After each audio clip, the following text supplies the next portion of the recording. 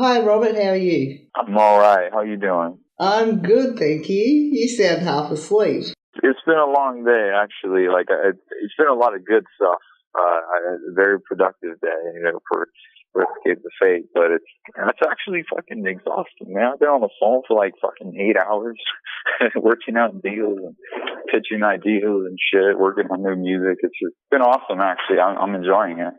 Actually, like at your level, the Escape the Fate are at, you'd expect that you'd have a lot of people doing all that organising on the phone for you. Are you still doing a lot of that yourself? Well, yeah, it's my band.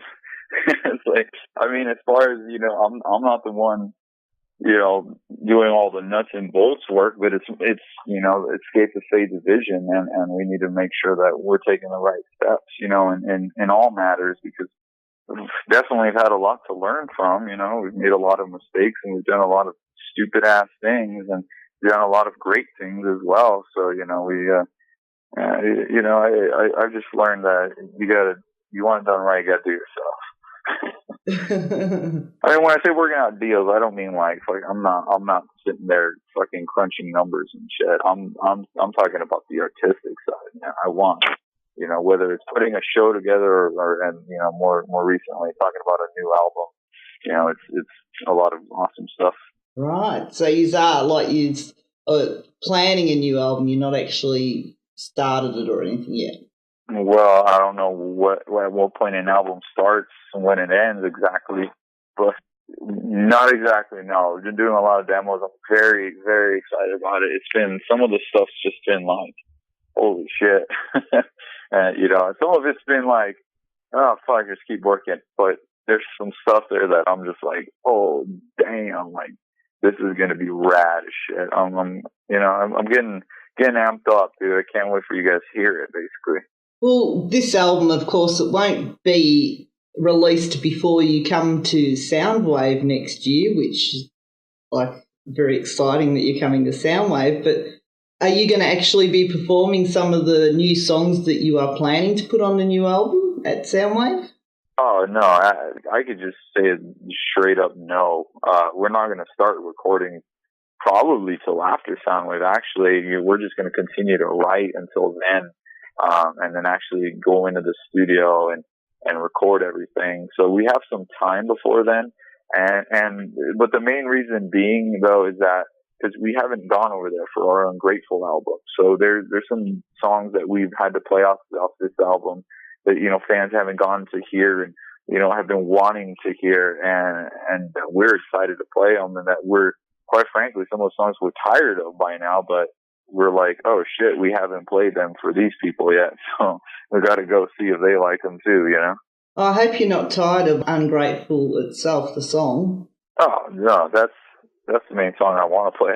I love that song. It's awesome. I agree. I was just listening to it. I'm a drum girl. The drums in that song are exactly the sort of stuff that I look for, but it must be very tiring during gigs when you're putting that much energy into it. You just gotta, have mind over matter, do it. You just gotta have a ton of heart, dude, and just keep going. Like, I don't care, dude. I don't get tired on stage. I just rock that shit. I don't think about it.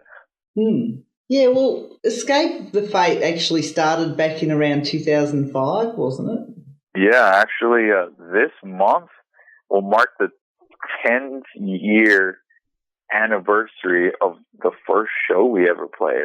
Actually, no, I take that back. Our first show was in January 2005, but the band started right around this time in 2004. I was still in high school. Did you, obviously you were playing drums in high school. Did you want to be in a band? Were you in high school bands before that? Were you from a family that were involved in music? How did you get into it? I don't know, dude. It was just this weird thing. I mean, my parents are rockers, like, through and through. They're not musicians or anything like that, but they're just rock and rollers. So, I mean, my dad raised me on the good shit.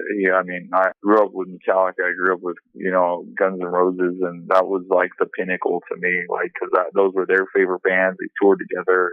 So to me, that was where you gotta get to. That's what I always looked at as, as the pinnacle of rock and roll. And they raised me with all that stuff. But actually, my dad's friend was a musician, and he was a drummer, and they had this metal band, and they needed a place to practice. So we had a garage. They fucking played, and I was just mesmerized, and I had to play drums from then on, and I just became obsessed. And I don't know, I was the younger kid though. I was always in bands, like with our old singer Ronnie, and I was in a band with him, and they were all like older. They were like fucking 18 years old and shit. I was like a baby. I was like 13, 14, and, you know, playing in bars.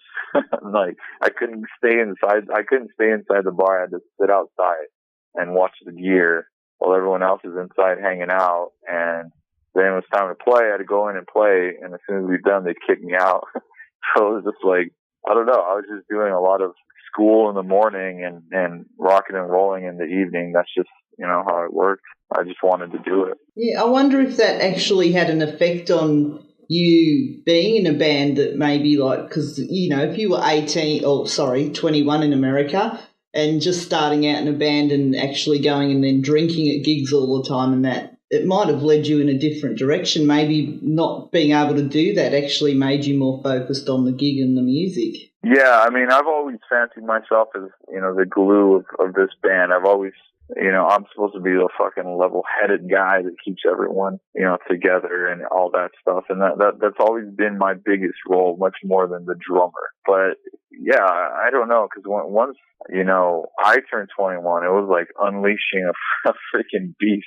Because it was like, I just been seeing all these guys having all this fun going into some cool places and saying, oh, you can't go. But it let me stay level-headed, and I worked on my art and my craft. And once I like was unleashed to the wolves, I went and definitely did everything that you're supposed to do to destroy your body and your mind. And it did. It destroyed my body and my mind. And, you know, I've definitely gone through the struggles. I'm not exactly sober now, but I was completely sober for 3 years because I couldn't do it. Like, I have a balance now, but I was so much one way that I had to go completely the other way to save myself from myself and, you know, doing things that I wasn't proud of and whatnot, you know. I had to learn. And so I think no matter what, even if I was younger or older, whatever, it definitely would have, I think it would have panned out the same way. I would have fucking done some stupid stuff and ended up being smart and whatever for it, you know. So I finished school though, so maybe I wouldn't have been able to do that. Yeah. That's the question. I would probably dropped out or something. Well, you did say that you were kind of the glue in the band, and that's very true because you are the only original founding member still in the band. That's correct. That is correct. So, yeah, the band's actually, like, if you read the Wikipedia and that, like, it's been through a hell of a lot. So, I mean, like, as far as the music industry goes, you've seen it all, and you've probably seen, not only been through a lot of that yourself, but seen your friends go through it and that. But with the change in singers that you did undergo, Ronnie, he's more to the punk side than Craig is. So, I mean, you always had different styles in your music, but then bringing in a new singer's also changed your style too. Yeah, well, I mean, I look at it this way, though. I look at it as like, you know, people don't care. They really genuinely don't care. They care about good songs and great performances. That's it. So, I mean, you know, there are such things as, you know, rock stars and people who are larger than life, but those people wouldn't be that if they didn't have great songs and great performances, you know? And so I've been with Craig for, you know, the majority of my entire career, actually. So, I mean, I'm going to my 4th album right now with Craig. So he is Escape the Fate. And, you know, there is a legacy with what we did before, but yeah, I just, you know that hard work and, you know, having everything do the right thing and be great at what you do, that's what gives you success. And in all honesty, to be able to still go and play for, you know, hundreds or thousands of people or whatever every night, any part of the world on any given night, 10 years after the fact with different band members, I think that's a testament to the band's sound and the band's impact and the history and what we've done. You know, like I said, it's been 10 years. That kind of staying power doesn't just happen. And I've seen your friends come and go. I've seen, you know, just I remember when Skrillex was Sunny from First to Last.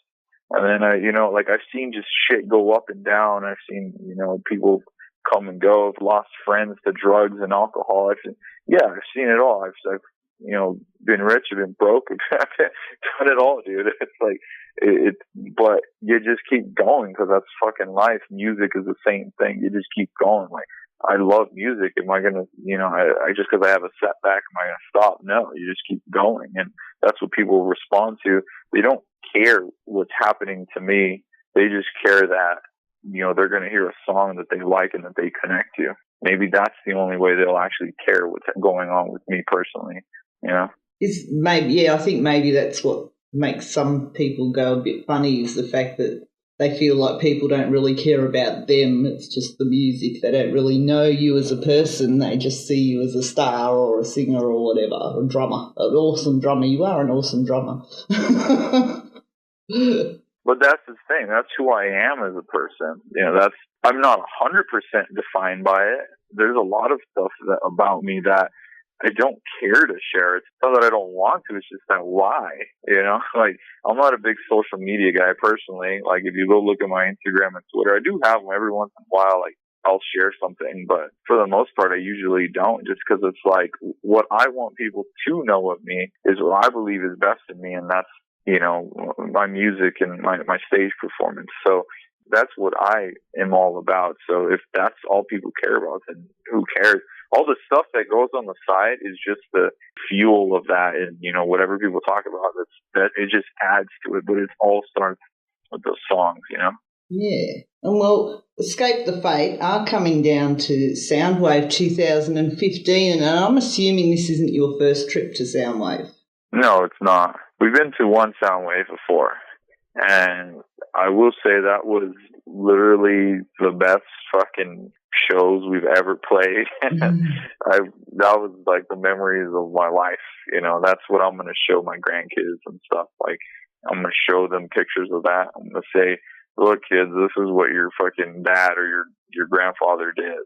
This right here, and because that's, my band has always been through so many ups and downs, and so many good memories, so many bad memories, and the memories of Soundwave, everything about it, the fucking, the stage, the amount of people we played for, the way that the band was just clicking and connecting, and right down to fucking partying afterwards and all the crazy shit that we did, and that just literally is just like, if I think about the good things that's happened with the band, that time, that fucking week and a half of my life was like, that goes right at the top of things I've done in Escape to Fate, right there. Oh, that's awesome. I hope we can give you an even better experience next year, and you will be at Soundwave 2015, and you are Escape the Fate on Facebook and escapethefate.com. People can listen to your awesome music, buy your music, check out your merch, check out where you're touring around the world, and we are definitely going to have an interview when you come to Soundwave, because I just want to keep talking to you. Okay, I am down. Anytime you want to fucking chat, you just hit me up. Awesome, I'll do that, because you're fascinating, and there's so much I wanted to talk to you about, and it's such a short time. Thank you very much for your time, and I really do hope that your experience at Soundwave next year is even better than last time. I doubt it, because you're talking about a 20-year-old kid with stars in his eyes getting the world in his hands. I'm a little jaded now. I've seen it all. Well, bring him with you. Bring him with you, and I better let you go, or they're going to cut me off. Thank you very much. I look forward to seeing you and talking to you again at Soundwave. All right, for sure. Thanks. Bye. Thanks. Bye.